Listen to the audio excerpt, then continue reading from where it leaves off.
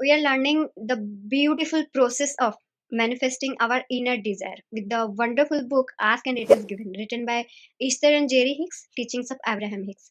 दोस्तों, अभी तक हमने बहुत सारी चीजें डिस्कस कर चुके हैं। लॉ ऑफ अट्रैक्शन क्या होता है, हम क्या हैं, और हम अपनी फ्रीक्वेंसी को कैसे हायर लेवल में लेके जा सकते हैं।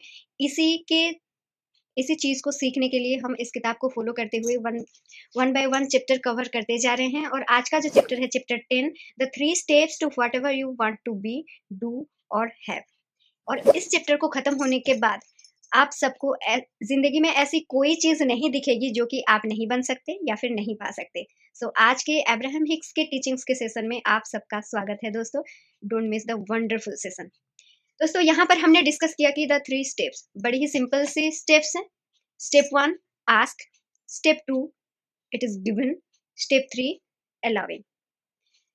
सो ये बहुत ही इजी स्टेप है, जिसको बिल्कुल भी कॉम्प्लिकेटेड मत सोचिए, मत बनाइए। अपने अंदर ऐसा कोई बिलीफ मत डालिए कि ये झूठ है, ये या फिर ये कॉम्प्लिकेटेड है, या फिर ये मेरे से नहीं होगा। ऐसा कुछ भी नहीं है। बड़ी ही सिंपल सी स्टेप्स हैं। Step 1 you ask. आप जो चीज भी चाहते हैं, कुछ भी चाह सकते हैं। आपके डिजायर कुछ भी हो सकता है। ये एक नेचुरल प्रोसेस है। डिजायर होना ये हम सबको एक वरदान में मिला है, क्योंकि हम मनुष्य हैं, इसीलिए हमारा ही अलग अलग डिजायर्स होते हैं और इन्हीं डिजायर्स की वजह से हम आगे बढ़ते हैं। देखिए, पहले से जो हमारे अंदर बहुत सारी नेगेटिविटी है डिजायर्स को लेके कि इच्छाएं नहीं करनी चाहिए, ज्यादा नहीं सोचनी चाहिए, इन सब बातों को भूल जाइए। आप सब मोस्ट पावरफुल क्रिएचर्स हैं। आप सबके कोई लिमिट्स नहीं है। आप कुछ भी चाह सकते हैं। और ये एक नेचुरल प्रोसेस है, ऑटोमेटिक प्रोसेस है, जो कि ऑटोमेटिकली नेचुरली आपके अंदर जो डिजायर आती है वो आपकी इनर डिजायर होती है। So simple, you ask. आप सिर्फ इच्छा कीजिए, ये आपका काम है। दूसरा चीज है, दूसरा step, the answer is already given. What ever you ask, the answer is already given. Every prayer is answered.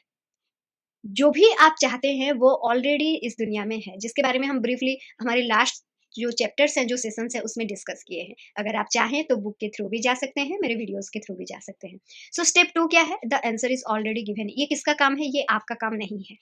ये एक सुप्रीम पावर का काम है, यूनिवर्स का काम है, गॉड का काम है, या फिर आप, ये आपका काम नहीं है। इसमें टांग मत अड़ाइए। हमारा काम क्या होता है? हम अपने काम को भूल के दूसरों के काम में टांग अड़ाते हैं, है ना? और यही चीज हम अपने क्रिएशन में भी करते हैं। हमें पता नहीं होता है हम क्या चाहते हैं, लेकिन हमारा ध्यान कहाँ रहता है? हमें ये नहीं मिल रहा है, वो नहीं मिल रहा है। क्या हमें क्लियरली पता है हम चाहते क्या है? देखिए, पहले ये पता कीजिए कि आप क्या चाहते हैं, आपका डिजायर क्या है। ये क्लियर करना ये आपका काम है, लेकिन उसको आंसर करना, उसको रियलिटी में लाना, ये है नहीं है, क्या है क्या नहीं, ये आपका काम नहीं है। ये जिसका काम है उसको आप बिलीव के साथ उसके ऊपर छोड़ दीजिए। तो जो स्टेप नंबर 2 है वो आपका नहीं है, इसमें आपकी कोई इन्वॉल्वमेंट नहीं है, आपकी कोई इंटरफेयर करने की कोई ज़रूरत नहीं है। देन आता है स्टेप 3, जो कि आप ही को करना होता है, वो है अलाउइंग, जो कि है आपके अलाउइंग मोड। देखिए, अलाउइंग क्या मतलब क्या होता है? जो चीज़ आप चाहते हैं उसको खुद को रेडी करना उस चीज़ को पाने के लिए, दैट्स इट। यानी कि उसको रिसीव करना। तो पहला स्टेप क्या है? आप माँग रहे हैं, आस्किंग। दूसरा स्टेप क्या है? It is already answered. And तीसरा स्टेप क्या है? जो चीज़ आप माँग रहे हैं वो आपको दे तो दिया गया है, लेकिन आप अगर उसको लेके नहीं आएँगे तो कैसे होगा? तो देन तीसरा स्टेप है रिसीविंग। हो गया, इतना ही काम है। तो देखिए, जो काम दूसरों का है, यूनिवर्स का है, गॉड का है, जो कि आंसर देना, उसको हम छोड़ देते हैं। बाकी कौन-सा काम बचा? Asking and allowing. आस्किंग तो एक नेचुरल प्रोसेस है, इसके लिए आपको कुछ करने की कोई ज़रूरत नहीं है। दूसरा चीज़ है, जो कि हमारा काम है, वो है अपने आप को रिसीविंग मोड में रखना। देखिए, आपको कैसे पता चलेगा कि आप रिसीविंग मोड में हैं या नहीं? आप अलाउ कर रहे हैं या नहीं?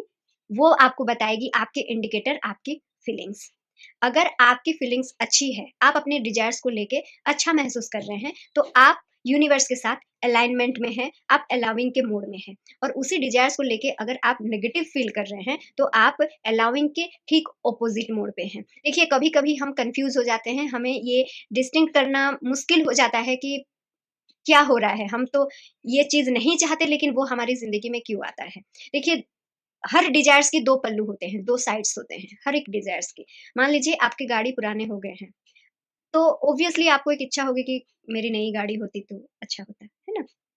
इसका 2 पहलू है, कैसे? देखिए, या तो आप नई गाड़ी को लेके एक्साइटेड हो सकते हैं, आप ये देख सकते हैं कि कैसे कलर का लाने से अच्छा रहेगा, कितना मतलब कितना सीटेड होने से अच्छा रहेगा, मैं उसको कैसे चलाऊँगा, कितना स्पीड में चलाऊँगा, ये सारी चीज़ें। ये एक पल्लू है। दूसरा पल्लू ये है कि आप पुराने गाड़ी को लेके हमेशा चिंतित रहें, ये कैसे खराब हो गया, पता नहीं अभी और मैं ला पाऊँगा भी या नहीं, इसको ये ठीक भी होगा या नहीं, पैसे हो गए या नहीं, ठीक है? देखिए, एक ही डिज़ायर है आपका गाड़ी को लेके, लेकिन ये दोनों डिज़ायर्स के जो फ्रीक्वेंसी है, जो वाइब्रेशन है, वो अलग-अलग है। तो ये डिपेंड करता है कि आप कौन से वाइब्रेशन को अपने अंदर जगा दे रहे हैं। कौन से थॉट को आप कंटिन्यूअसली और ज़्यादा सोच रहे हैं। जो थॉट आप ज़्यादा सोचेंगे, जो आपकी डोमिनेंट थॉट होगी, आप वही फ्रीक्वेंसी में वाइब्रेट करेंगे और आपके साथ आपकी सिचुएशंस वैसे ही बनती जाएगी। अगर आप गाड़ी को लेके बहुत ज़्यादा नेगेटिव है, आप अपने फाइनेंशियल स्टेटस को लेके नेगेटिव सोच रहे हैं, अपने रिलेशनशिप को लेके नेगेटिव अगर सोच रहे हैं, तो आपको नेगेटिव लोग ही मिलेंगे, नेगेटिव सिचुएशंस ही मिलेंगे। लेकिन अगर आप रिलेशनशिप्स को लेके, फाइनेंस को लेके या फिर हेल्थ को लेके, कुछ भी चीज़ को लेके अगर आप पॉज़िटिवली सोचना चालू कर देते हैं, तो आपकी फ्रीक्वेंसी धीरे-धीरे बदलती है। और देखिए, ये कोई 1-2 दिन के काम नहीं होता, इसके लिए आपको टाइम की ज़रूरत होती है, अपने आप को ट्रेन करने की ज़रूरत होती है, खुद को एक अभ्यास के साथ जुड़े रखने की ज़रूरत होती है। 2-4 दिन लोग पॉज़िटिव रहते हैं, फिर 5वें दिन में नेगेटिव हो जाते हैं, बोलते हैं ऐसा तो कुछ हुआ नहीं, लोग सिर्फ़ ऐसे ही बोलते हैं। देखिए, हर चीज़ को बनने में टाइम लगता है, आपके अंदर भी एक बिलीव को बनने में टाइम लगेगी। आपकी वाइब्रेशन कुछ ऐसा चीज़ नहीं है कि स्विच ऑन किए तो लो वाइब्स है, स्विच ऑफ कर दिए तो लो वाइब्स चला जाएगा, हाई वाइब्स आ जाएगा, ऐसा नहीं है दोस्तों। आपको अपनी फ्रीक्वेंसी को प्रैक्टिस करके बढ़ा के रखना पड़ेगा, तभी आप एक पर्टिकुलर हायर फ्रीक्वेंसी में वाइब्रेट करेंगे और higher situations and higher relationships जो है, हायर जो पर्सन है, जो आपकी थॉट को मैच कर रहे हैं, वो लोग आपके ज़िंदगी में आएँगे, वो चीज़ें आपकी ज़िंदगी में आएँगी। ये एक बहुत ही सिंपल प्रोसेस है, बहुत ही ईज़ी प्रोसेस है और हम सब लकी हैं कि हमारे पास एक बेहतर इंडिकेटर है, जो कि है हमारी feelings. So everything depends upon our feelings कि हम अपने डिज़ायर को लेके क्या फ़ील कर रहे हैं, ठीक है? सो दोस्तों, आज से अपनी फ्रीक्वेंसी को चेंज करने की ओर आगे बढ़िए और कंटीन्यूअसली बढ़ते जाइए। देखिए, हमें किसी को नहीं पता कि किसी-किसी को चीज़ें बहुत जल्दी मिल जाती है, किसी-किसी को चीज़ें बहुत लेट में मिलती है, वो इसलिए होती है क्योंकि सबकी जो फ्रीक्वेंसी चेंज करने का जो ड्यूरेशन है, जो टाइम पीरियड है, वो अलग-अलग होता है।